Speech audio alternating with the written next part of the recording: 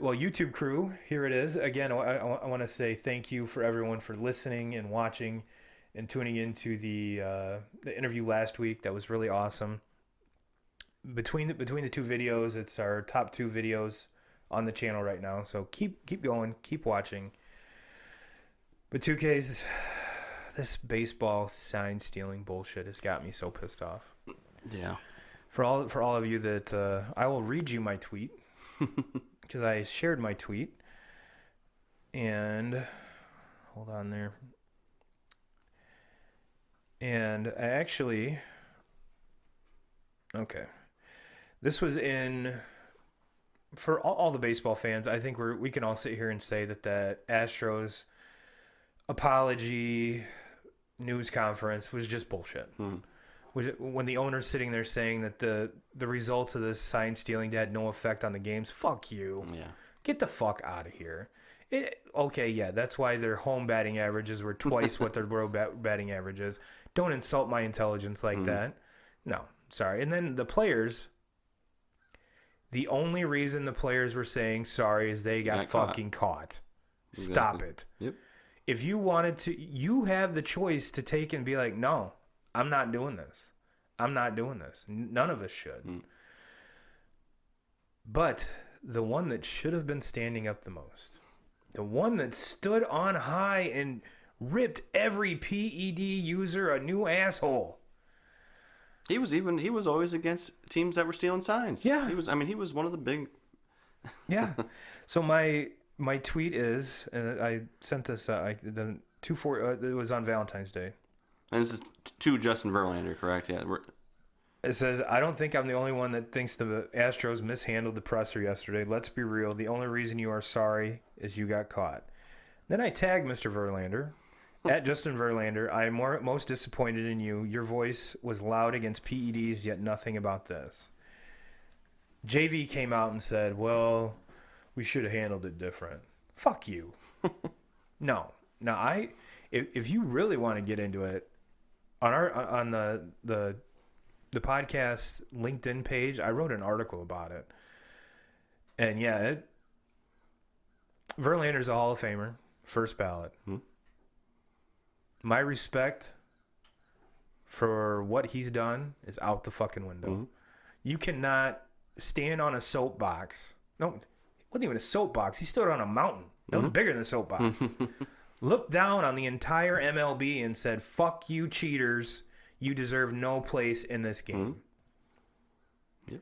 Now, granted, one could argue, well, Turbo, Verlander, he had nothing to do with that. He had nothing to do with them stealing signs. Guilty by association, brother. Because, A, his wins and losses were directly correlated with that. Now, was he in the box while the banging on the trash can was going on? No. But he knew about it. Fuck yeah, he knew. Fuck yeah, he did. You can't have that going on and just be oblivious to it. Like, no. You know, and even in when all of this came out and people were asking the question, did Crane know about it when it was going on? And Crane's the owner there. Fuck yeah, he knew about it.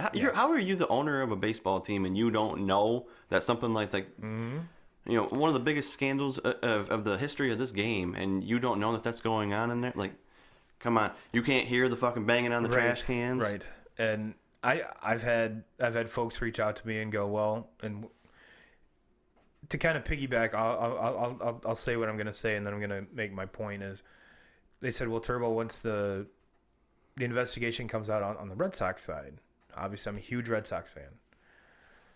If the same shit happens, give them the same fucking punishment, hands down. Do I think it's the same? Nope. Nope. Now, one of the things that, because there's been a Washington Post article come out, which I read, that someone had leaked the information about what the MLB has gathered. It's not even close to the same. Not even close to the same. Now, to give a big shout out to the starting 9, I want to say it was this week's episode, they said that there's been allegations or stories, I guess, not allegations, stories, that kind of the ringleader in all this was Mr. Beltran, sorry. Mm-hmm. Comes in because he was with Texas before he was with the Astros, and he's getting long in the tooth and wants to win a ring. Mm-hmm. So he walks in and is like, "Hey guys, we're gonna win. This is how we're gonna do it." Which is kind of contradictory because a lot of folks in the beginning said that Alex Cora was the one mm-hmm. that not instigated, but it put this into effect. Mm-hmm. The article also goes on to say that they started doing this in 2016. Mm-hmm. Alex Cora was at ESPN in 2016 with the obviously with the Astros in 17 and the Red Sox in 18. Mm-hmm. So, and then of course, if you listen to the Starting Nine podcast, they break it down. And Dallas has lived that life, that clubhouse life. He knows exactly how not necessarily this situation, but situations similar. Mm-hmm. And I know that I'm sure you've listened to the episode, but kind of the same. I'm going to go over the same example that Jared uses. You're a rookie. You come up with it. The team doesn't matter. You break camp with the team, so it's your first real big break, and you were a huge Ken Griffey Jr. fan. I mean, we're talking like you're maybe 21, 22 years old. Griffey comes up in the clubhouse. You're a huge Ken Griffey Jr. fan, and it's your first real time in the show. Mm-hmm. And he goes, "Guys, we're gonna win because I want a ring. I want a ring. I want to retire. This is how we're gonna do shit." As a 19, 20, 21-year-old kid, you're staring at your fucking idol. Mm-hmm. And you're not gonna stand up and say, "Mr. Griffey, we can't do that. That's cheating." You're gonna fucking do it. Well, if you do stand up to that, then you're probably gonna be packing your shit and you're out because Griffey. They're probably going to go tell whoever he wants, like, "Hey, this so-and-so. Get this motherfucker out of here. Ryan Jackson can fucking go. He's out." So while I'm leaving, Mr. Griffey, can I have your autograph? But there's some that whether Beltre's a first ballot Hall of Famer or not, I think he will get in eventually.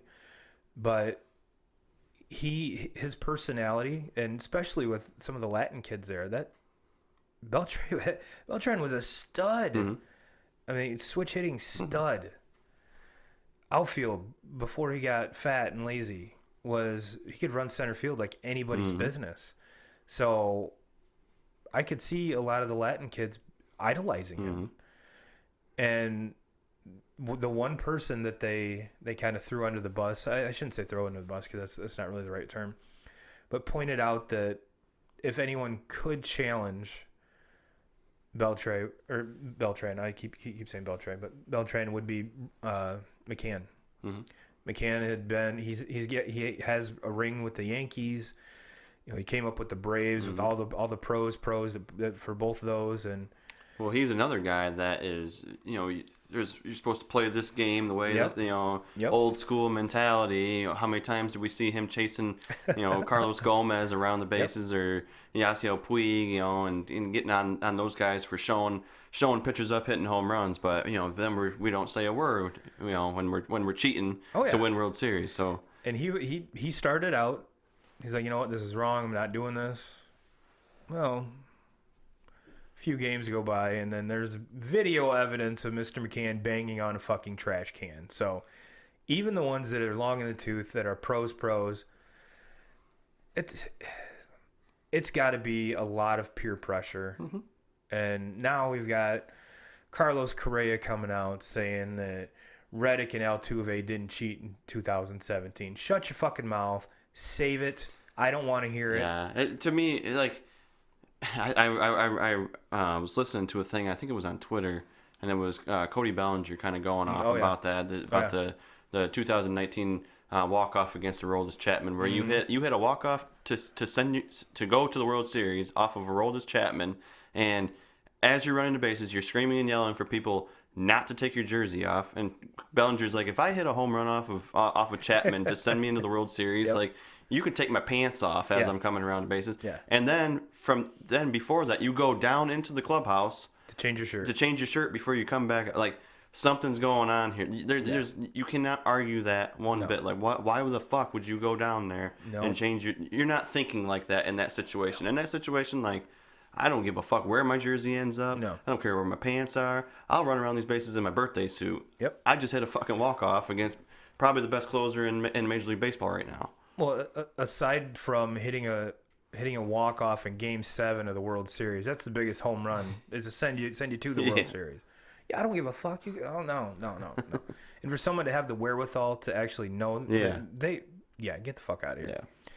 Now, it's a whole other story that Dusty Baker, the new manager, which I think isn't a bad hire, to be honest with you.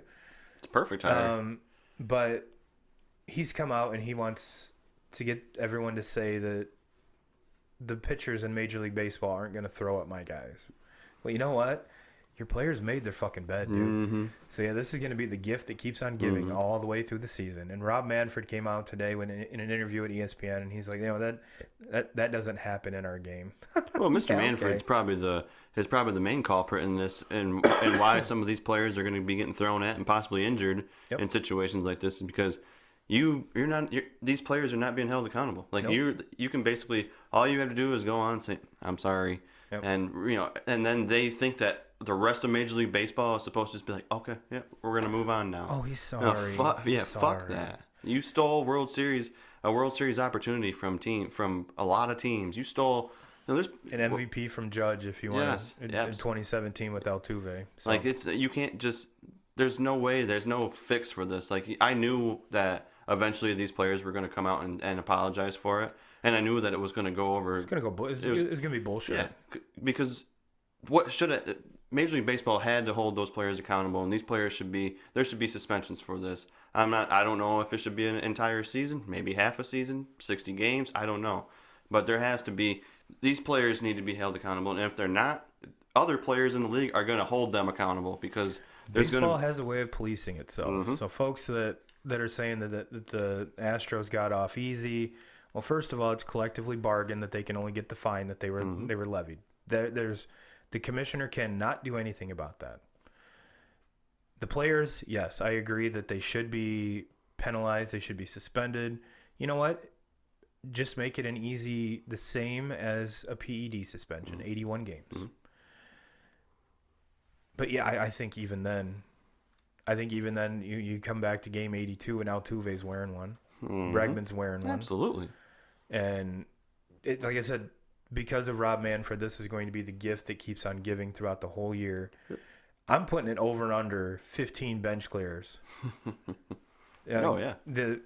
It's going to get to the point where the bullpen for Houston is going to get probably more cardio in during the season than they ever had because they're going to have to come trucking in because Altuve's wearing another one. Mm-hmm. And if I'm Altuve, I might want to invest in like a bulletproof vest or something. Not that they're shooting at him, but catching a 97 mile an hour piece of cheese in the middle of the back cannot feel good. Mm-hmm. So yeah, he's going to be wearing them. Carrasco, or the whole team is. Yep. The whole team is. And now I pray that they bring up some kid during the middle of the year. Leave that kid alone. Mm-hmm. But everybody else, man, especially some of these, like, can you picture Trevor Bauer towing the rubber the first time with Altuve leading off? Mm-hmm. If I'm Altuve, I'm sick that day. Mm-hmm. But you know what? Bauer's going to be wrecking folks when Clevenger comes back because he unfortunately tore something in his knee. Yep. He's going to be. There's a lot. I have a feeling every Dodgers pitcher is going to. They're going to be. They're going to be black and blue. But you know what? They did it themselves. They should be the first ones to just stand up, dust themselves off, and walk to first base with their mouth shut. Because it was their choice that put them here. So, all right, 2K crew, we're not going to preach any more morality or anything else like that. But as a baseball fan, you never want to see people get hurt. But in this case, I don't think anyone's going to get thrown in their head by any means. But yeah, there's going to be some Astros players wearing And they're going to get worn out. Oh yeah.